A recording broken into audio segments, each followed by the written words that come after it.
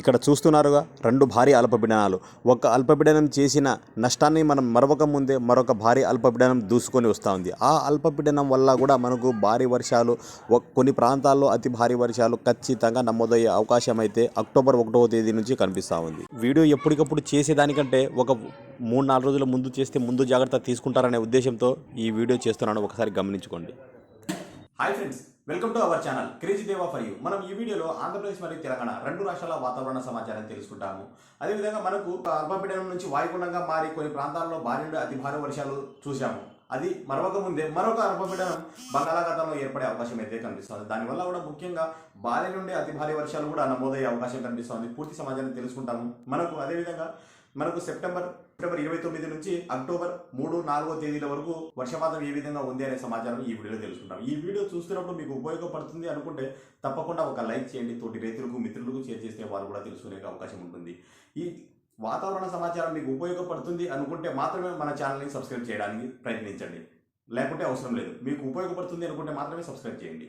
Okay, ఇంకా పూర్తిగా సమాచారంలోకి వెళ్ళిపోదాం. గడిచిన ఒక 24 గంటలు ఎనికి వెళ్తే కొన్ని ప్రాంతాలలో అయితే భారీ నుండి అతి భారీ వర్షాలు చూసాం. అది మరొక ముందే మరొక అల్పపీడనం దూసుకొని వస్తుంది.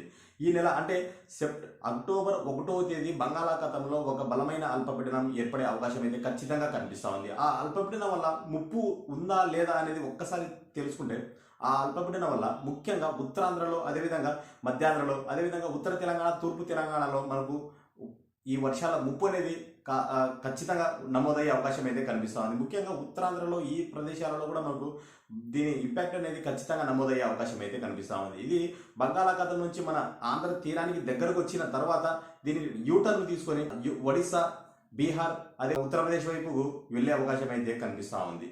దీనివల్ల మనకు పలు ప్రాంతాల్లో మాత్రమే వర్షాలు నమోదయ్యే అవకాశం, అంటే ఆ వర్షాలు కూడా మనకు భారీ నుండి అతి భారీ వర్షాలు నమోదయ్యడానికి ఆస్కారం ఉంది. ఇది అయిపోయిన తర్వాత మరలా ఇంకొక అల్పపీడనం అక్టోబర్ 11వ తేదీ మరొక అల్పపీడనం ఏర్పడే అవకాశం అయితే కనిపిస్తూ ఉంది. దాని రూట్ కూడా ఏ విధంగా ఉంది ఏమనేసి నేను మీకు ఎప్పటికప్పుడు సమాచారం అయితే ఇస్తూ ఉంటాను. ప్రస్తుతానికి ఈ యొక్క అల్పపీడనం గురించి పూర్తి సమాచారం ఎక్కువ ల్యాగ్ చేసినా కూడా సోదవుతుంది, మీకు ఎంత కావాలో అంత ఇవ్వడానికి ప్రయత్నిస్తాను. ఇది వచ్చేసి మనకు అక్టోబర్ 1వ తేదీ మనకు బంగాళాఖాతంలో వచ్చిన తర్వాత మెల్లగా ఇది ఒడిస్సా వైపుకి వెళ్తుంది. ఒడిస్సా దగ్గర నుంచి మనకు జార్ఖండ్ దగ్గర నుంచి ఉత్తరప్రదేశ్ వైపుకు ఈ విధంగా మూవ్ అయ్యే అవకాశం అయితే కనిపిస్తుంది. ఒకవేళ ఇది రూట్ చేంజ్ చేసుకొని ఏమన్నా మార్పులు జరిగితే ఖచ్చితంగా మీతో నేనైతే షేర్ చేసుకుంటాను. ఇప్పుడు మనకు ఈ అక్టోబర్ 1, 2, 3, 4 తేదీల్లో భారీ నుండి అతి భారీ వర్షాలు ఉన్నాయి. అవి ఏ ప్రాంతాలు అనే సమాచారం తెలుసుకుందాం. రాయలసీమ పరిసర ప్రాంతాల్లో కూడా మనకు తేలికపాటి నుంచి 1 లేదా 2 చోట్ల మాత్రమే మనకు భారీ వర్షాలు నమోదయ్యే అవకాశం ఉంది. ఏ ప్రాంతాలనే పూర్తి సమాచారం ఇప్పుడు తెలుసుకుందాం. సెప్టెంబర్ 29వ తేదీ, 30వ తేదీ వర్షాలు ఏ విధంగా ఉన్నాయో ఒకసారి ఈ మ్యాప్ చూద్దాం. దాని తర్వాత అక్టోబర్ తేదీ నుంచి మనకు మైన్ వర్షాలు అనమాట. అవి భారీ నుండి అతి భారీ వర్షాలు నమోదయ్యే అవకాశం అయితే ఖచ్చితంగా కనిపిస్తూ ఉంది. ఇక్కడ ఒకసారి గమనించినట్లయితే ముఖ్యంగా ఇక్కడ కర్నూలు, నంద్యాల, ఒంగోలు ఈ సరిహద్దు ప్రాంతంలో మనకు మోస్తారు వర్షాలు నేడు రేపు నమోదయ్యే అవకాశం కనిపిస్తూ ఉంది.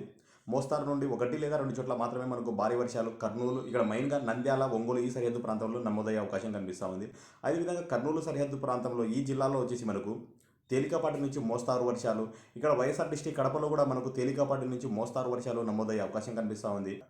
తిరుపతి జిల్లా కావచ్చు, అదేవిధంగా నెల్లూరు జిల్లా కావచ్చు, బాపట్ల జిల్లా కావచ్చు, ఈ సరిహద్దు ప్రాంతంలో కూడా మనకు తేలికపాటి నుంచి మోస్తారు వర్షాలు మాత్రమే చూసే అవకాశం కనిపిస్తూ ఉంది.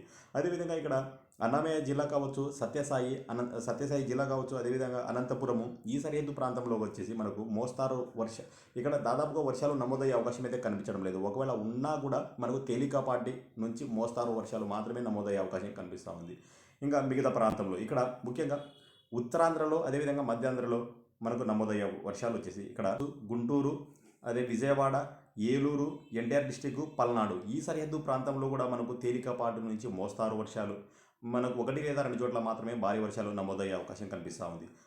అదేవిధంగా మనకు ఏలూరు, అల్లూరు సీతారామరాజు జిల్లా ఈ ప్రాంతాలలో కూడా మనకు మోస్తారు వర్షాలు మాత్రమే నమోదయ్యే అవకాశం కనిపిస్తూ ఉంది. అదేవిధంగా ఇక్కడ పశ్చిమ గోదావరి, కోనసీమ, తూర్పు గోదావరి, కాకినాడ, అదేవిధంగా అనకాపల్లి, విశాఖపట్నం, విజయనగరం, శ్రీకాకుళం ఈ సరిహద్దు ప్రాంతంలో, అంటే సముద్రానికి తీరాన్ని ఆనుకొని ఉన్న ఈ ప్రాంతాలలో మనకు నేడు రేపు ఈ రోజు కానీ రేపు కానీ మనకు ఆ ప్రాంతాల్లో మనకు వర్షాలు నమోదయ్యే అవకాశం అయితే కనిపిస్తూ ఉంది.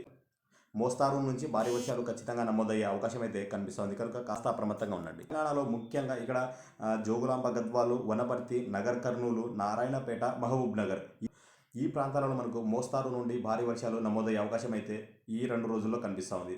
కొత్తగూడెం, ఖమ్మం, ములుగు, జయశంకర్ భూపాలపల్లి, మహబూబ్ నగర్, వరంగల్, అదేవిధంగా మంచిర్యాల్, పెద్దాపల్లి, కరీంనగర్, కొమరంభీం, ఆసిఫాబాద్ ఈ ప్రాంతాల్లో కూడా మనకు మోస్తారు నుండి భారీ వర్షాలు నమోదయ్యే అవకాశం అయితే ఖచ్చితంగా కనిపిస్తూ ఉంది.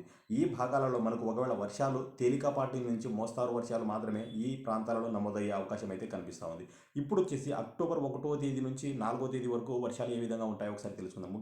ఇక్కడ ఆంధ్రప్రదేశ్లో ఒక్కసారి గమనించినట్లయితే ఈ ప్రాంతాలు మనకు రాయలసీమ మొత్తం మీద చూసుకున్నా కూడా ఒక నంద్యాల జిల్లా, ఒంగోలు జిల్లా ఈ ప్రాంతాల్లో మనకు తేలికపాటి వర్షాలు నమోదయ్యే అవకాశం కనిపిస్తూ ఉంది. అదేవిధంగా మనకు కర్ణాటకానికి ఆనుకొని ఉన్న ఈ ప్రాంతాలలో ఇక్కడ కర్నూలు, అనంతపురము, సత్యసాయి జిల్లా, అదేవిధంగా అన్నమయ్య జిల్లా ఈ ప్రాంతాల్లో మనకు తేలికపాటి వర్షాలు, ఆకాశ మేఘావృతం ఉంటుంది, తేలికపాటి వర్షాలు మాత్రమే నమోదయ్యే అవకాశం ఉంది. దాదాపుగా వర్షాలు నమోదవ్వని చెప్పాలి, ఒకవేళ ఉంటే తేలికపాటి వర్షాలే నమోదయ్యే అవకాశం కనిపిస్తూ ఉంది. ఇంకా మిగతా ప్రాంతాల్లో ఒకసారి గమనించండి. ఇక్కడ గుంటూరు జిల్లా, బాపట్లలో కొన్ని ప్రాంతాలు, అదేవిధంగా కృష్ణా జిల్లా, పల్నాడు, ఎన్టీఆర్ జిల్లా, ఏలూరు జిల్లా, అల్లూరి సీతారామరాజు, పార్వతీపురం మన్యము, కోనసీమ, పశ్చిమ గోదావరి, తూర్పు గోదావరి, కాకినాడ, విశాఖపట్నం, విజయనగరం, శ్రీకాకుళం ఈ సరిహద్దు ప్రాంతంలో మనకు తప్పకుండా మనకు మోస్తారు నుండి భారీ వర్షాలు, 1 లేదా 2 చోట్ల అతి భారీ వర్షాలు కూడా మనకు నమోదయ్యే అవకాశం ఖచ్చితంగా కనిపిస్తూ ఉంది. ఈ ప్రాంతాలు ఒకసారి ఇక్కడ తెలంగాణ విషయానికి వస్తే ఇక్కడ సూర్యాపేట, ఖమ్మము, భద్రాద్రి కొత్తగూడెం, మహబూబ్ నగర్, వరంగల్, ములుగు, జయశంకర్ భూపాలపల్లి, పెద్దాపల్లి, జన్గాన్, అదేవిధంగా మంచిర్యాల్ ఈ సరిహద్దు, జయశంకర్ భూపాలపల్లి ఈ సరిహద్దు ప్రాంతంలో కూడా మనకు మోస్తారు నుండి భారీ వర్షాలు ఖచ్చితంగా నమోదయ్యే అవకాశం అయితే కనిపిస్తూ ఉంది.